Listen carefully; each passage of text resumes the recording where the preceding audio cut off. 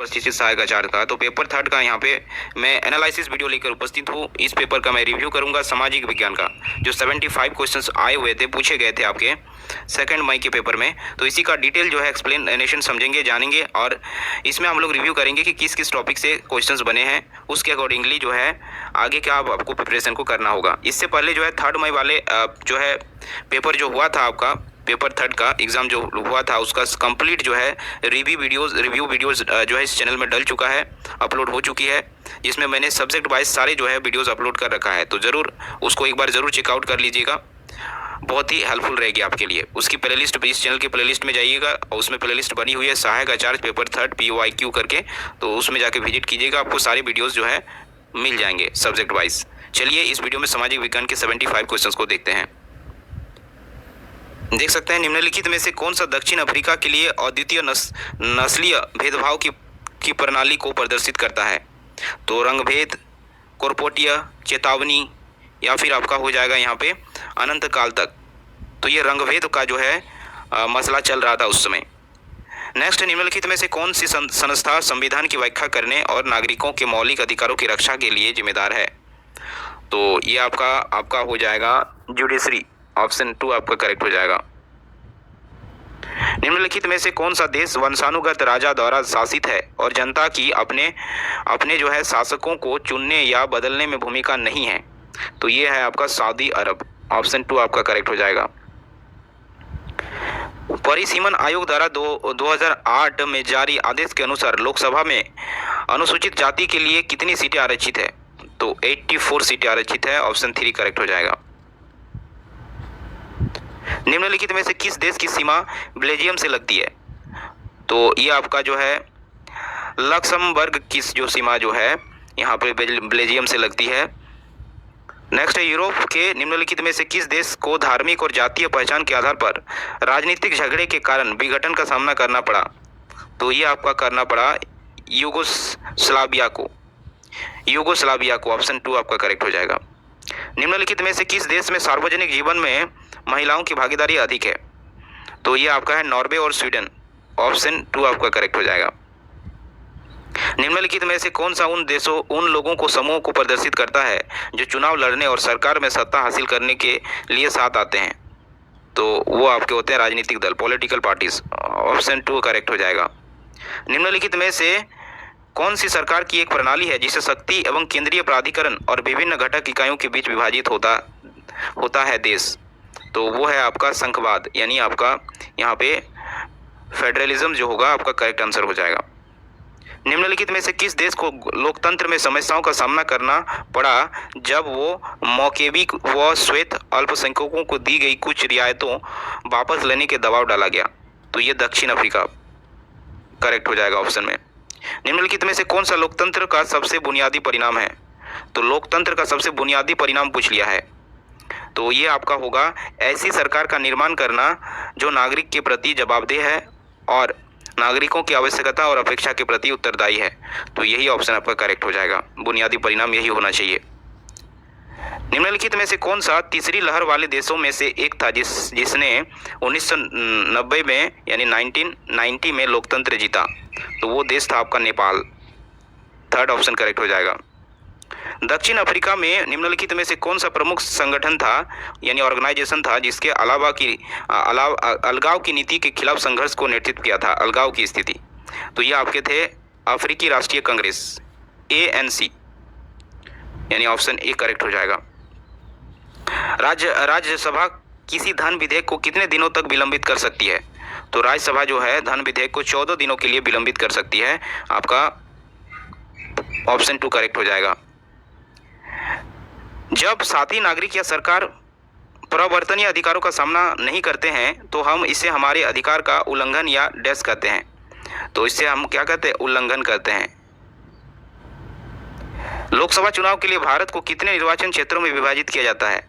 तो 543 क्षेत्रों में जो है विभाजित किया जाता है। निम्नलिखित में से किस वर्ष में श्रीलंका एक स्वतंत्र देश के रूप में उभरा?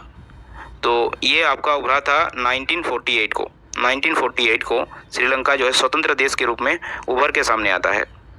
निम्नलिखित में से किसने संयुक्त राज्य अमेरिका में नागरिक अधिकार आंदोलन का नेतृत्व किया?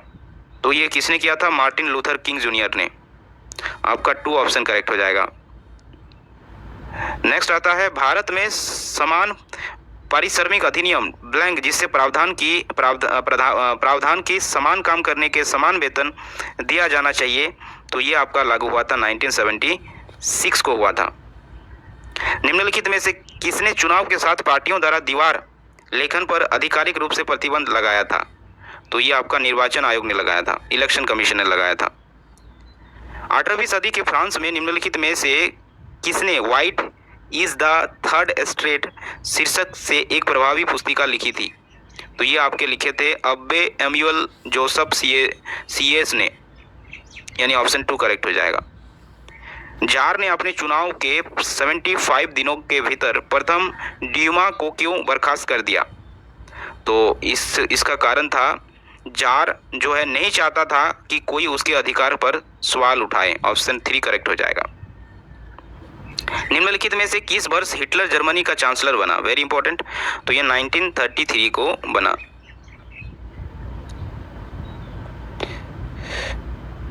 चलिए यहाँ पे देखते हैं चांसलर बना था हिटलर जो है आपका बना था, कब बना था? तो 1933 को बना था। नेक्स्ट क्वेश्चन, निम्नलिखित में से किस स्थान पर डच जो उपनिवेशवादी थे ने इंडोनेशिया में वन प्रबंधन शुरू किया? तो जावा में। कहाँ पे? जावा में किया। ऑप्शन 4 आपका करेक्ट हो जाएगा। निम्नलिखित में से कौन सा देश वियना कांग्रेस का हिस्सा नहीं था? तो वियना कांग्रेस का हिस्सा जो नहीं था वो था आपका स्पेन। खिलाफत समिति का गठन 1919 में भारत के निम्नलिखित में से किस शहर में किया गया? तो ये आपका बम्बई शहर में किया गया। 3rd ऑप्शन करेक्ट हो जाएगा। निम्नलिखित में से किसने पहली भारतीय जूट मिल की स्थापना की? तो वो आपका की थी किसने? तो वो आपका की थी सेठ हुकुमचंद ने। आपका 2nd ऑप्शन करेक्ट हो जाएगा। निम्नलिखित में से किसने 18वीं शताब्दी के दौरान अमेरिकी कपास और चीनी बागानों में काम किया था? तो आपका ये किया था अफ्रीका में पकड़े गए गुलाम। ऑप्शन ए करेक्ट हो जाएगा।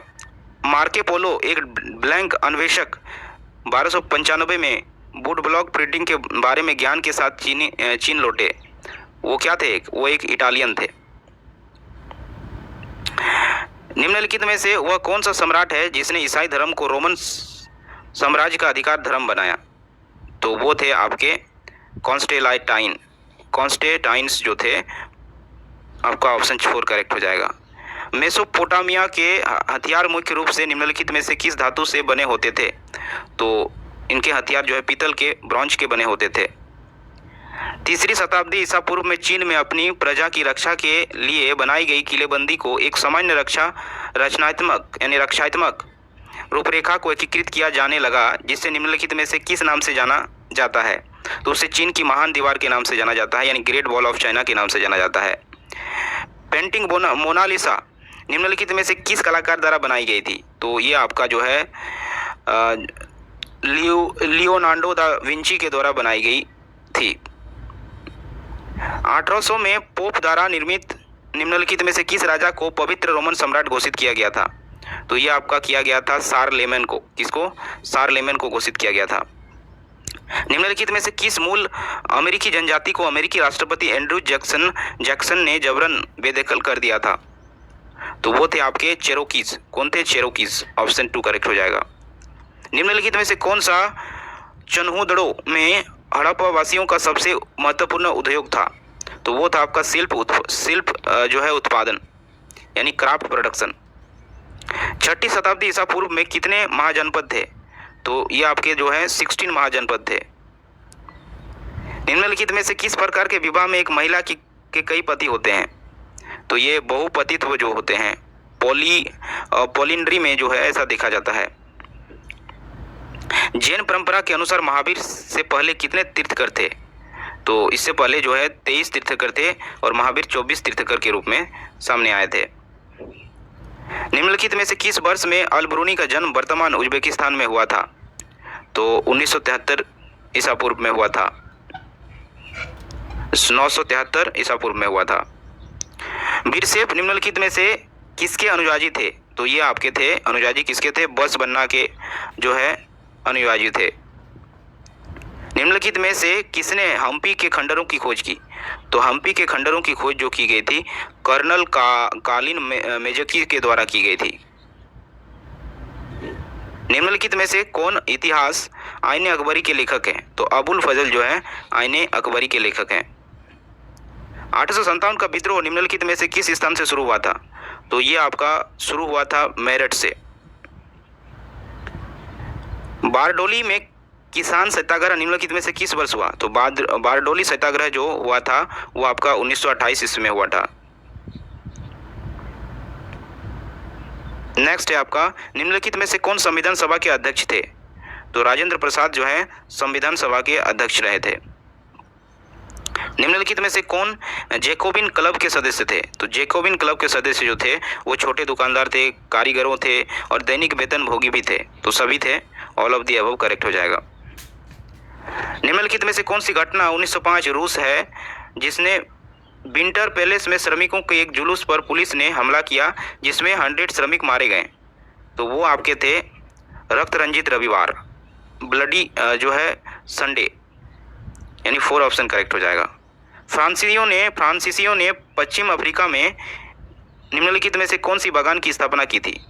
तो पश्चिम अफ्रीका में कॉफी बागान की स्थापना की थी। निम्नलिखित में से कौन सी फसल व्यापक वाणिज्य अनाज खेती की प्रमुख फसल है? तो ये आपकी कौन सी है?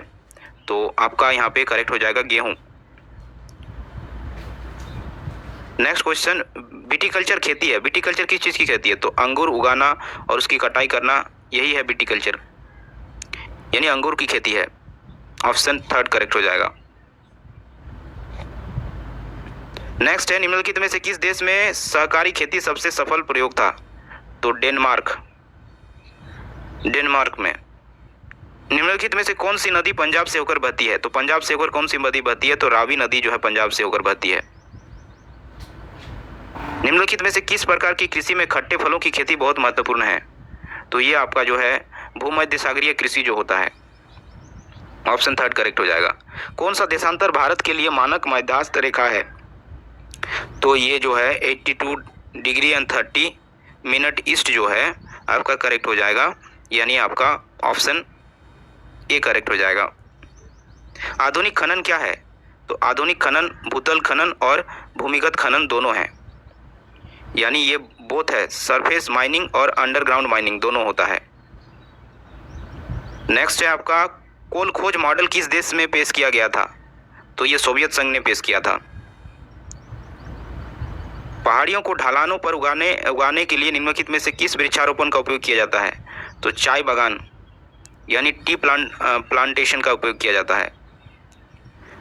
निम्नलिखित में से कौन सा स्टेटमेंट करेक्ट है? सही जो है स्टेटमेंट को चुनना है।